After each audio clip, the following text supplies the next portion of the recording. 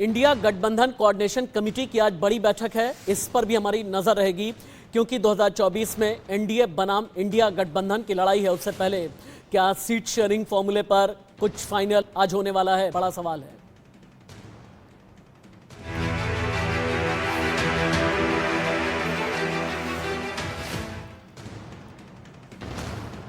अट्ठाईस विपक्षी दलों का गठबंधन बना इंडिया। एनडीए को टक्कर देने के लिए बना इंडिया। प्रधानमंत्री नरेंद्र मोदी के खिलाफ यानी मोदी वर्सेस ऑल की ये चुनावी कॉल है और आज का दिन कई मायनों में अहम होने वाला है क्योंकि आज कोऑर्डिनेशन कमेटी की पहली बैठक होने जा रही है। सवाल बड़ा यह है कि कौन आ रहा है, किस किस ने दूरी बनाई है और उससे भी बड़ी बात यह है कि सनातन धर्म पर संग्राम के बीच कोऑर्डिनेशन कमेटी की इस बैठक में क्या होना है, क्या डूज एंड डोंट्स के बारे में भी बातचीत की जाएगी या फिर नहीं, कितने बड़े नेता पहुंचे हैं और कितने पहुंचने वाले हैं। बड़ी खबर से कर लेते हैं शुरुआत।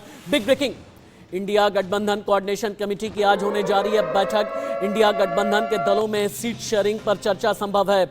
यूपी बिहार समेत 5 राज्यों पर सबसे ज्यादा फोकस रखा जाएगा।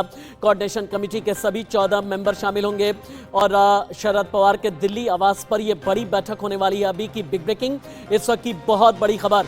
तेजस्वी यादव डिप्टी सीएम बिहार मेरे साथ में लाइव हैं, सुनिए। जो बैठक होगी उस पर जो एजेंडा होगा उस पर बातचीत की जाएगी, तो उस पर कोई दिक्कत वाली बात नहीं है। और हमने पहले भी कहा है कि भाई जो भी होगा विपक्ष की तरफ से जो भी उम्मीदवार होगा वो आज के प्रधानमंत्री से ज़्यादा ईमानदार, सच्चा और जनता के प्रति जो होगी उसकी भावना ज़्यादा होगी। इंडिया न्यूज संवाददाता आरजू राजधानी दिल्ली से लाइव, यूपी की राजधानी लखनऊ से लाइव, मार्तंड और बिहार की राजधानी पटना से लाइव है मेरे साथ में शक्ति। लेकिन सबसे पहले आरजू आपके पास आते हुए, कोऑर्डिनेशन कमेटी की बैठक कब शुरू होने वाली है? शरद पवार के आवास पर यह बैठक होगी। कौन कौन से नेता पहुंचे हैं, कौन कौन से नेता आएंगे, संभावित तौर पर आगे कुनबा बढ़ाने के लिए क्या किया जाएगा, सीट शेयरिंग फॉर्मूले पर कोई कंसेंसस बने, इसके लिए क्या क्या कोशिश की जाएगी आरजू? जी बिल्कुल राशिद, देखिए इस वक्त मैं जहां मौजूद हूं ये शरद पवार का घर है दिल्ली में और यहीं पर ये बैठक होने जा रही है। जो इंडिया अलायंस की जो कमेटी है उसमें डिस्कशन किया जाएगा। ये मेन कमेटी है जो इंडियन अलायंस को किस तरीके से आगे बढ़ाया जाएगा, किस तरीके से लोकसभा चुनाव को लेकर प्लानिंग की जाएगी, उसका डिस्कशन करने के लिए 14 मेंबर्स की जो कमेटी बनाई है ये मेन कमेटी है जो इस पूरे डिसीजंस को लेगी, जिसमें कई सारे लीडर्स है। राघव चड्ढा, अलग अलग पार्टी से हर एक के फेसेस को रखा गया है। इसमें आम आदमी पार्टी से राघव चड्ढा को रखा गया है, वहीं महबूबा मुफ्ती भी इसमें है, संजय रावत भी इसमें है, केसी वेणुगोपाल भी इसमें है। तो हर पार्टी से इसमें इंक्लूड किया गया है मेंबर्स को ताकि जो स्ट्रैटेजी है वो बनाई जा सके। वहीं आपको बता दें कि लगभग 4 बजे के करीब ये जो मीटिंग है वो स्टार्ट होगी और इसी के साथ ही 3 बजे से जो लीडर्स है उनका आना शुरू हो जाएगा। संजय रावत की भी बात करें तो लगभग 3 बजे के करीब आने की संभावना जो है उनकी भी जताई जा रही है। वहीं राशिद आपको बता दें जो सूत्रों से पता चला है वो कुछ चीजें हैं जिन पे डिस्कशन आज होगा, जैसे कि आखिर लोगो क्या होगा, इस पूरी जो आपके इनके इंडियन अलायंस है उसका लोगो क्या होगा। इसी के साथ ही 5 स्टेट्स में रैली जो है उसको वो निकाली जाएगी। आखिर कहां कहां रैलियां निकाली जाएंगी उसको लेकर भी डिसीजन होगा। जो भी इंपॉर्टेंट स्टेट्स हैं उन पे ज्यादा फोकस आरजू आपके पास लौट करके मैं आता हूं। बहुत बड़ी खबर आ गई है, India alliance meet inside story. बैठक में जेडीयू अध्यक्ष ललन सिंह शामिल नहीं होंगे। हालांकि कहा यह जा रहा है कि तबीयत खराब होने का हवाला ललन सिंह ने दिया है कि वो आ नहीं पाएंगे। इंडिया गठबंधन की मीटिंग में संयुक्त रैलियों पर चर्चा की जाएगी, जैसा कि अभी आरजू सेठ ने बताया। साझा प्रचार, सोशल मीडिया स्ट्रेटेजी पर भी फैसला किया जाएगा। इंडिया गठबंधन की तीसरी बैठक ये होने वाली है। अभी की बड़ी खबर, साझा प्रचार, सोशल मीडिया स्ट्रेटेजी बनाई जाएगी। इंडिया गठबंधन की तीसरी बैठक में हालांकि अलग अलग कमेटी बनाई गई थी, लेकिन बैठक में आज जेडीयू अध्यक्ष ललन सिंह शामिल नहीं होंगे। सीधे चलते हैं बिहार की राजधानी पटना, शक्ति कुमार लाइव है। शक्ति, ललन सिंह शामिल नहीं होंगे, इसके पीछे की वजह क्या बताई जा रही है? क्योंकि कहा यह जा रहा है कि इंडिया गठबंधन कोऑर्डिनेशन कमेटी की बैठक से पहले अंदर ही अंदर बहुत ज्यादा नाराजगी है नीतीश कुमार के G20 वाले डिनर को लेकर के, और ममता बनर्जी भी G20 डिनर में शामिल हुई, इसे लेकर के अंदर ही अंदर बहुत ज्यादा हलचल है। जी बिल्कुल, देखिए जिस T20 का असर जो है कहीं न कहीं इस आज की कोऑर्डिनेशन कमेटी पे दिखाई पड़ रहा है। हालांकि जो अगर हम बात करें जेडीयू के राष्ट्रीय अध्यक्ष ललन सिंह के इस कमेटी में बैठक में शामिल न होने के पीछे तो पार्टी के जो सूत्र हैं वो बता रहे हैं कि ललन सिंह बीमार हैं, उन्हें डेंगू हो गया है। और आपको बताएं कि जब से G20 की बैठक से जब नीतीश कुमार लौटे हैं उसके बाद ताबड़तोड़ 2 बैठकें जो है जेडीयू के जो जिला अध्यक्ष हैं, प्रखंड स्तर के नेता है, उन सबके साथ नीतीश कुमार ने की है। और दोनों बैठकों में जो है ललन सिंह नदारद थे। हालांकि पहले कहा गया कि उनके दांत में दर्द है, बाद में जो है कहा गया है कि अब उन्हें डेंगू हो गया है। तो कहीं न कहीं अंदर खाने जो G20 की बैठक में नीतीश कुमार के शामिल होने के बाद जो फोटो वायरल हुआ है उसमें कहीं न कहीं जो है असर है। हालांकि जो पार्टी के सूत्र हैं वो बता रहे हैं कि ललन सिंह बीमार चल रहे हैं, उन्हें डेंगू हो गया है। और पटना की बात करें तो डेंगू का प्रकोप पटना में बढ़ गया। लेकिन कहीं न कहीं जो बैठक है कोऑर्डिनेशन काफी अहम माना जा रहा है, क्योंकि कोऑर्डिनेशन कमेटी की बैठक है, इसमें सीट शेयरिंग पर चर्चा आज होनी है। और क्या सीट शेयरिंग होगा, 40 लोकसभा सीट है बिहार में, और जेडीयू और आरजेडी के साथ साथ कांग्रेस है, लेफ्ट पार्टियां हैं, तो सीटों को लेकर जो तालमेल है वो क्या रहेगा। हालांकि कहा जा रहा है कि इसमें बैठक में जेडीयू की तरफ से जो संजय झा है, नीतीश कुमार काफी ठीक है करीबी शक्ति, हैं, आप रुकिए, एक बार अभिषेक के पास चलेंगे। अभिषेक, इंडिया गठबंधन कोऑर्डिनेशन कमेटी की बैठक दिल्ली में है, लेकिन महाराष्ट्र मुंबई की हलचल क्या है आप बताएं। महाविकास आघाड़ी के अंदर क्या सब कुछ ठीक चल रहा है? एक दिन पहले ही नाना पटोले ने विशेष सत्र को लेकर के बड़ी बात कही। उन्होंने ये कहा कि राज्यों का विभाजन करने के लिए 18 तारीख से स्पेशल सेशन बुलाया गया है और मुंबई को अब गुजरात में मिला दिया जाएगा। देख लीजिएगा आप, आने वाले भविष्य में इस तरह का बड़ा दावा नाना पटोले की तरफ से किया गया है। इंडिया गठबंधन के अंदर महाविकास आघाड़ी में सब कुछ ठीक है या नहीं?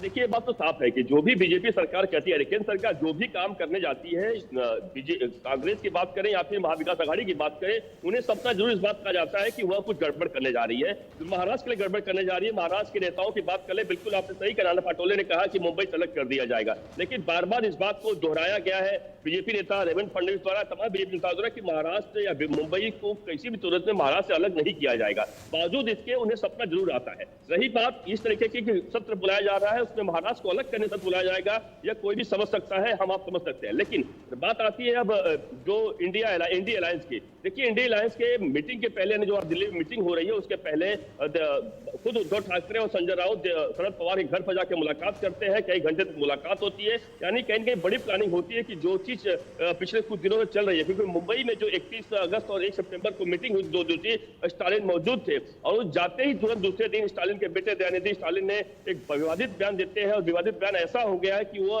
2024 तक पीछा नहीं छोड़ने वाला है इंडिया अलायंस का। और उसके बावजूद वह जाकर मुलाकात करते हैं और मुलाकात के बाद कई सारे ऐसे चीजें तय की जाती है कि आखिरकार क्या करना है। तो जरूर संजय राउत, क्योंकि उद्धव ठाकरे मौजूद रहने वाले, लेकिन संजय राउत आज इस मीटिंग में मौजूद रहेंगे दिल्ली में। जी ठीक है। उत्तर प्रदेश में हालांकि मारतंड सभी की नजरें इस बात पर टिकी हुई हैं कि क्या मायावती एकला चलो की राह अख्तियार करेंगी। मायावती ने कहा कि अकेले ही 2024 का चुनावी रण लड़ने वाली हैं, लेकिन अभी भी इंडिया अलायंस के जितने बड़े पार्टनर्स, बड़े क्षत्रप हैं, उनका मानना यह है कि मायावती नहीं आई तो फिर दलित वोट बैंक छिटक भी सकता है। मायावती के दिल और दिमाग में क्या चल रहा है मारतंड? जी बिल्कुल, देखिए, मायावती ने हालांकि सामने साफ कर दिया है कि वो ना एनडीए में जाएंगी ना ही इंडिया में जाएंगी, लेकिन जो राजनीतिक जानकार हैं उनसे लगातार जो हमारी बातचीत होती है उसमें उनका साफ तौर पे कहना है कि मायावती घोसी उपचुनाव में जिस तरीके से अभी दिखा कि घोसी उपचुनाव में मायावती ने अपना प्रत्याशी नहीं खड़ा किया, उसमें जो इंडिया अलायंस यानी कि समाजवादी पार्टी के जो प्रत्याशी था उनको दलित वोट बैंक का वोट ट्रांसफर भी हुआ। तो कहीं ना कहीं एक तरफ तो इंडिया जो गठबंधन के जो दल हैं उनको भी ये लगता है कि उत्तर प्रदेश में भारतीय जनता पार्टी से लड़ना है तो जाहिर तौर पर जो है फाइट 1-on-1 होनी चाहिए। अगर तीसरी कोई पार्टी अगर बीच में कूदती है तो उसे नुकसान जो है इंडिया गठबंधन का है। यही वजह है कि कांग्रेस को अभी भी उम्मीद है कि गठबंधन में मायावती आ जाएंगी। हालांकि मायावती का नेचर ऐसा है कि वो पहले वेट एंड वॉच की पोजीशन में होती हैं, पहले अपनी भूमिका बनाती हैं और भूमिका बड़ी करती हैं, उसके बाद गठबंधन में जाती हैं। एक अंदर की खबर यह है कि घोसी उपचुनाव के बाद जिस तरीके से वोट ट्रांसफर होने का डर मायावती को भी है, मायावती भी जो है लगातार अब बैठकों का दौर मायावती कार्यालय पर चलेगा। मायावती की तरफ से आदेश दिया गया है। हालांकि आप ये ठीक कह रहे हैं कि घोसी उपचुनाव में जीत के बाद इंडिया अलायंस का कॉन्फिडेंस बढ़ा हुआ है और इस बीच ये कोऑर्डिनेशन कमेटी की बैठक होने वाली है। लेकिन 31 और 1 यानी 31 अगस्त और 1 सितंबर को जो बैठक हुई, इस बैठक के बाद सुर थोड़े अलग अलग नजर आए। यही एक वजह है कि हम सवाल उठा रहे हैं, अगर ऐसे लड़ेगा इंडिया तो कैसे जीतेगा इंडिया? कुछ बयान आप सुने। इंडिया जो गठबंधन है, इंडिया गठबंधन का साफ उद्देश्य है कि हम देश के संविधान को अधिक मजबूत बनाना चाहते हैं। हमारा मानना है कि यदि देश का संविधान मजबूत रहेगा तो भारत मजबूत रहेगा। Really, everybody should suggest who they want, and a consensus will be formed on issues mainly. The Prime Minister's face, we have many Prime Minister's faces. Somebody will come up and he will or she will occupy the position. या गठबंधन ने या Congress party ने कोई प्रार्थना पत्र नहीं दिया है मायावती जी को कि आप हमारे गठबंधन में आइए। वो दलित की नहीं, दौलत की बेटी हो गई हैं। जिस तरफ दौलत है या जिस तरफ स्वार्थ है, उस तरफ मायावती जी। भाजपा के जो राजनीति है वो देश के दबाव तंत्र इस्तेमाल करके देश की डेमोक्रेसी को ख़त्म करने का प्रयास है। उसको रोकने का ये हमारी इंडिया की हमारी अलायंस। पूरे महाराष्ट्र में सूखे जैसी स्थिति है। क्या कर रही है अपने राज्य की सरकार, क्या कर रहे हैं अपने प्रधानमंत्री जी?